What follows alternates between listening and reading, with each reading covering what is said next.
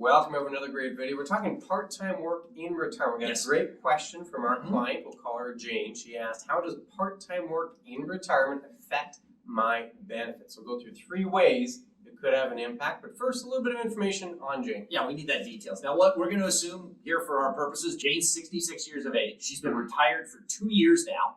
She does have a defined benefit pension plan. It's paying her $1,150 a month.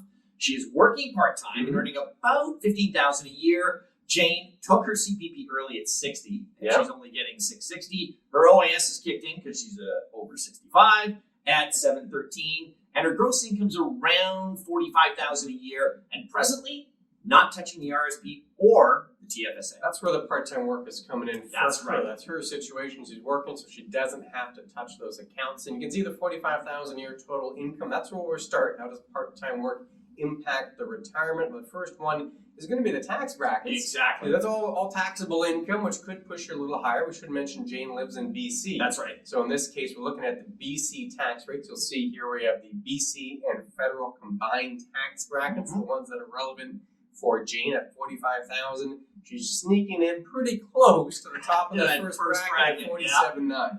Yeah, and this is based on the taxtips.ca, so depending on what province you live in, that will give you where your tax brackets are. And again, one of the things that we notice here is that as she is closing there, some of the things, that's the first one we have to deal with, is the tax situation, right? Nothing that we can really do to try and top in that bracket before going to the next one. The other thing that we may have to worry about is what's her OAS clawback. Now, this may not be applicable to Jane so much because that's sort of in that $90,000 range. But do remember that if you are collecting stuff there and you are pushing that boundary, that part-time work, maybe it does put you in and you are going to get that clawback scenario coming forward. Yeah, so the first was the taxes, the bracket. In her case, she was just at the top of the first, but sometimes it could push into higher brackets. The second has to do with the OAS, specifically that clawback, which right now is about $91,000 for the 2024 number. Exactly. And if you're working part-time, it could push you over that bracket.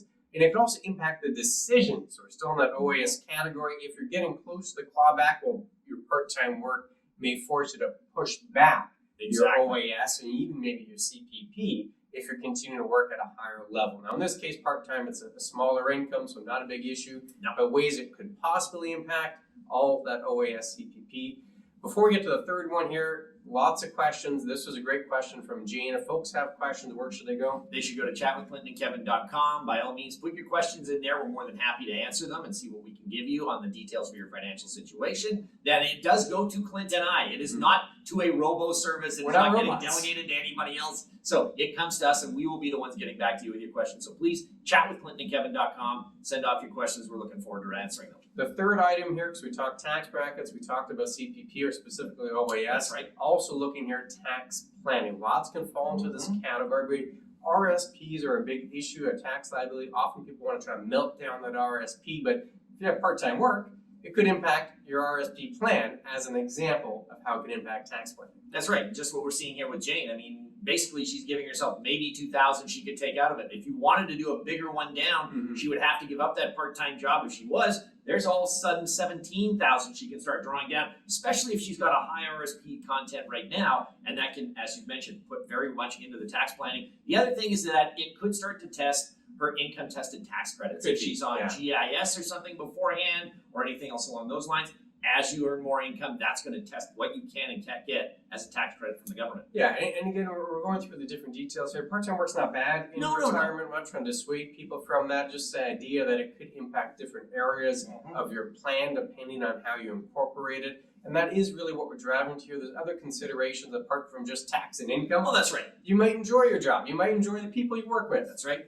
Yeah, provide some structure, a sense of purpose, perhaps a social network, all positive things that go above and beyond just the tax component or the income component of the job itself. That's right. And that's something that you basically have to work into your plan. Maybe the part-time work is part of your retirement goal. That's what you wanted to do. You wanted to get away from the stress of a full-time to a part-time job. But again, it has to work into your plan, and that's our mantra. Make sure it works with your financial plan. You need a plan going forward. If this is just something you're doing off the top of your head, then you have a lot of other considerations, so make sure it fits into your plan so that you can deal with these questions. Yeah, exactly. If you love this video, we had a whole video. We mentioned OAS, a video on avoiding the OAS clawback. Lots of tips there. So click on that video. We'll see you again very soon. Take care.